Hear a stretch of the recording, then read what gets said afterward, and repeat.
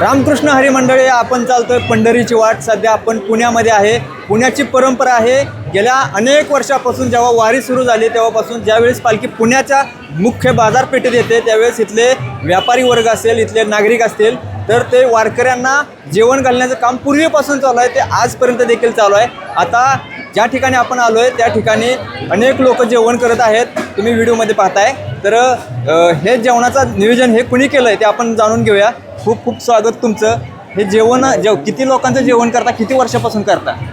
गेले सातत्याने 24 वर्ष झाले आम्ही हे जेवण करत आहोत. या साई सेवा प्रतिष्ठान जोशी समाजाच्या वतीने आम्ही आत्तापर्यंतचा जो आकडा आहे 2 दिवसामध्ये आम्ही 5,000 ते 5,500 पब्लिक जेवण घालत आहोत 2 दिवसामध्ये. तरी पण या साई सेवा प्रतिष्ठानचे संस्थापक माननीय सुरेशदादा भोळे आहेत. यांनी चालू केले होते, 200 लोकांची दिंडी चालू केली होती. या 200 लोकांच्या दिंडीपासून आत्तापर्यंत आम्ही 4,500 ते 5,000 वारकरी जेवणासाठी घालत आहोत.